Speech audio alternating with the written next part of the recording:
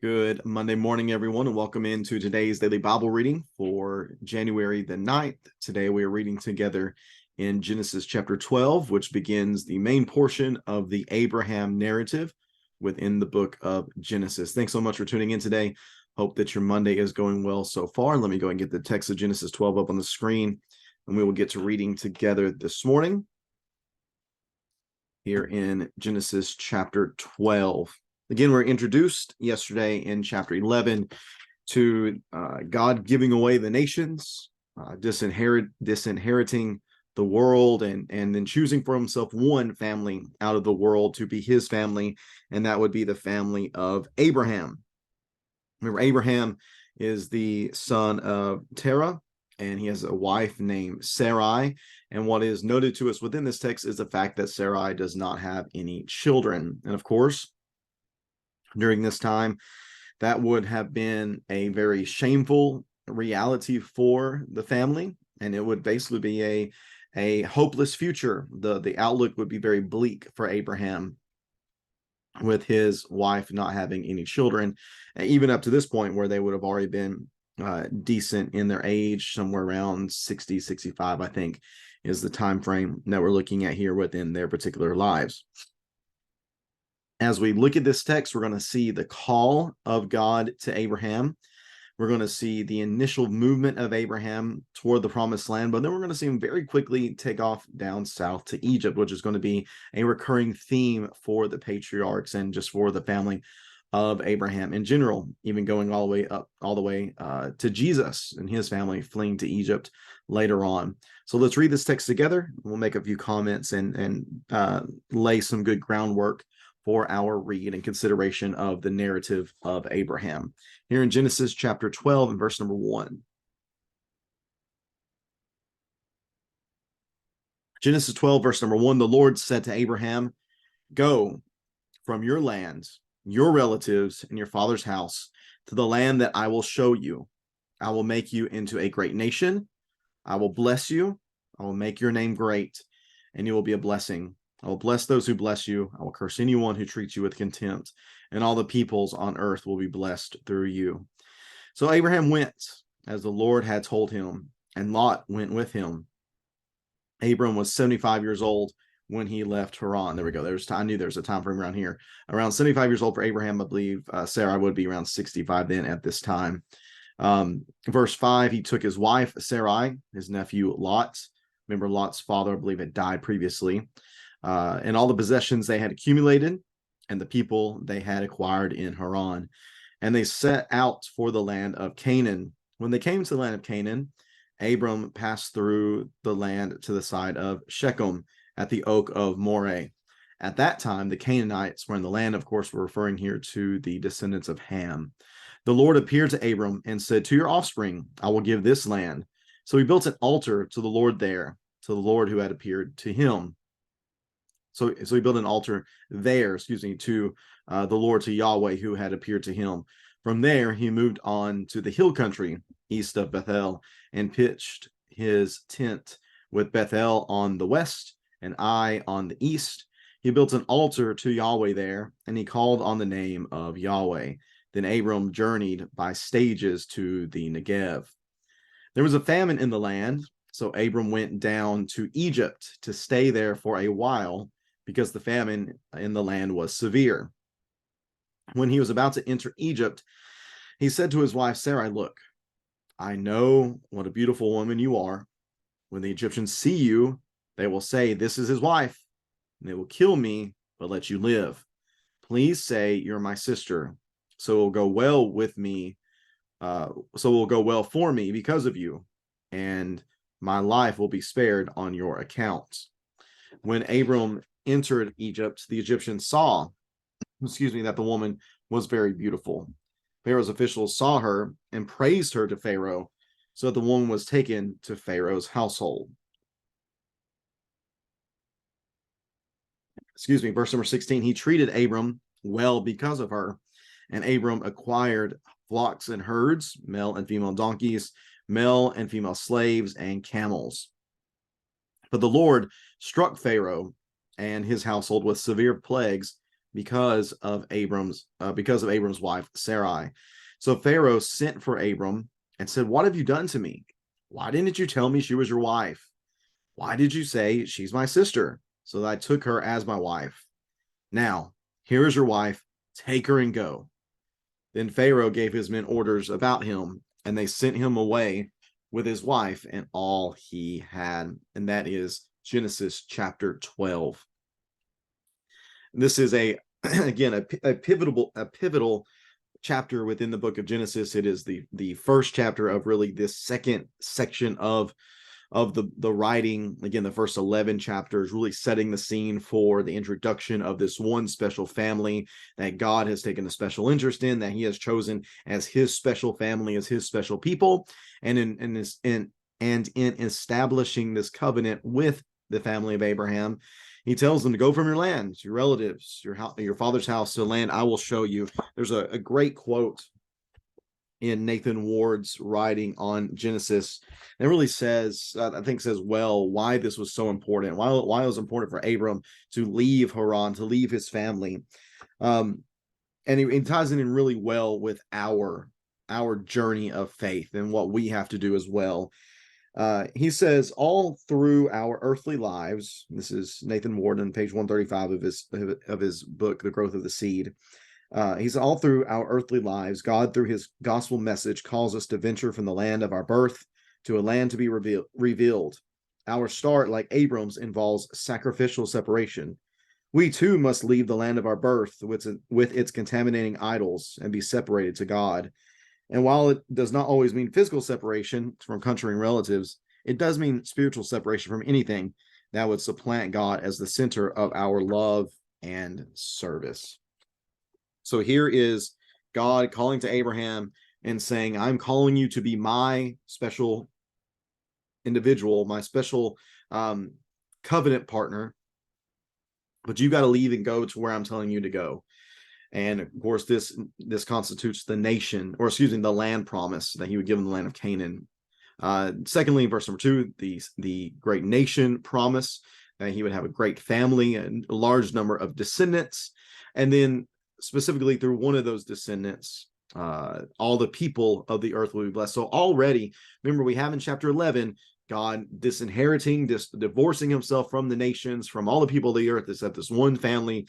And it is the very next chapter, in chapter 12, where God is already setting the scene for the nations to be brought back to him through the single special man and the descendants, specifically the one descendant who would come through him. A great place to go and read up on this in the New Testament would be Galatians chapter 3. So from here on, Abram goes. He does as the Lord tells him. We're told he's 75 years old. I believe Sarah is 10 years younger, so she would be 65. He takes Lot with him. And I think this is significant because Abraham might be wondering at this point, well, who is going to be the one through whom my seed is going to be multiplied? Maybe he's thinking as Lot. Abraham seems to assume a fatherly figure to Lot since his father is dead, and maybe Abraham is seeing Lot as the initial way through which God is going to fulfill this covenant. Maybe Lot, in a sense, is going to be his offspring, and he's going to be the one through whom this blessing comes. And we're going to see more interaction between Lot and Abraham as we move forward. They go to the side of Shechem, the Oak of Moreh.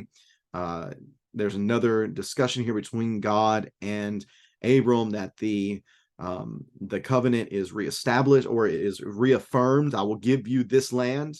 He says to your offspring. So there's the nation. To your offspring, I will give this land. So here, Abram builds an altar to the Lord. He builds an altar to Yahweh.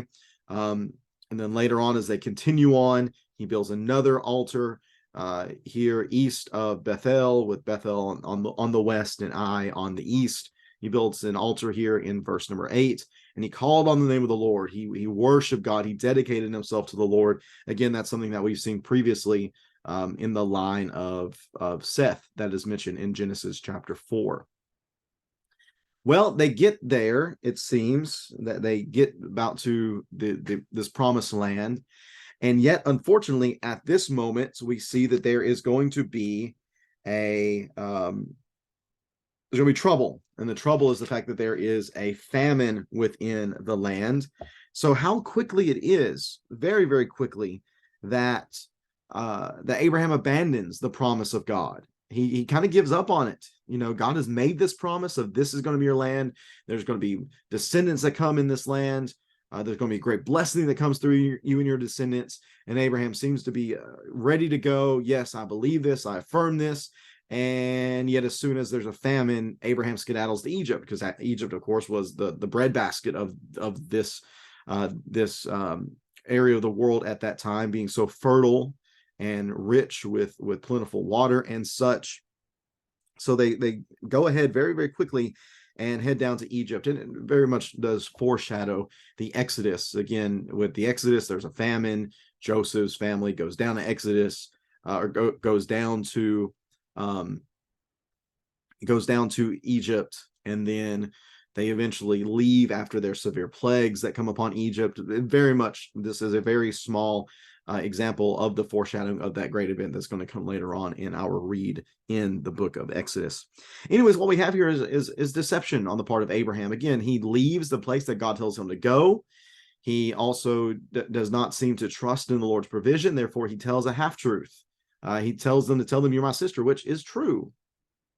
But he leaves out the part that she is his wife. It's interesting. History tells us that the Egyptians were an odd bunch.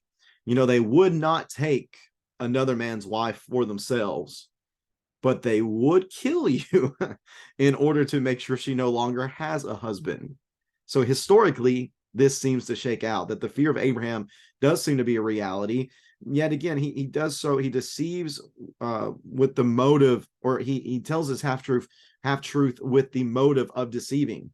He's trying to preserve himself. He's trying to make sure he stays alive. Well, whenever this happens, they get down to Egypt.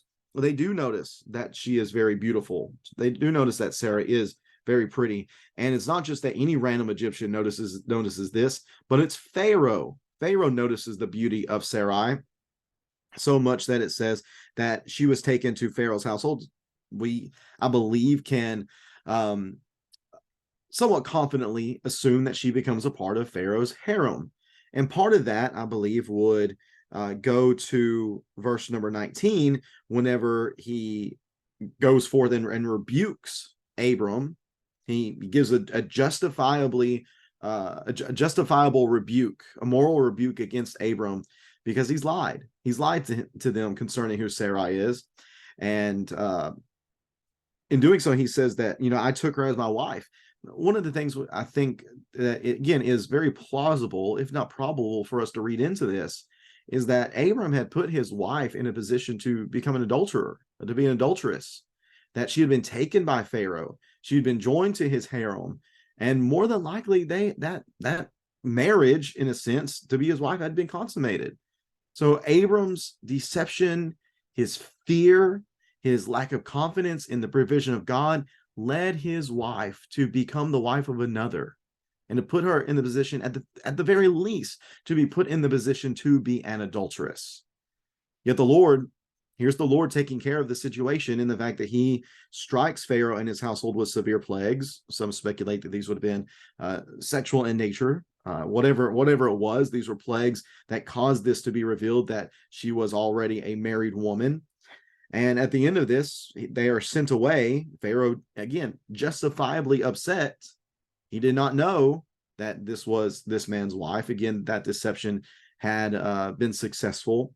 So they go. They send him away with his wife and all that he had. And what's interesting is that this type of thing happens in this chapter, chapter 12. It happens in chapter 20, and also happens in chapter 26. And in each of the times, whether it's Pharaoh or Abimelech, what we see is that God continues to show grace towards this deceiver, because every time he deceives somebody concerning Sarai, he leaves with more stuff, which is just very curious. It's very interesting to see that that's the way this works out. I definitely don't think that is anything that should encourage us to deceive and to practice half-truths and such in order to gain something. But it's just an interesting thing to see that even in the moments where Abram is faithless, God continues to show great faithfulness. Now, what's extremely interesting about this is that this is Abram. This is the man who in who in Romans chapter 4 is going to be referred to as the father of our faith. And yet here he is having struggles with half truths, with being a deceiver, which of course is a trait that we're going to see throughout the stories of his family.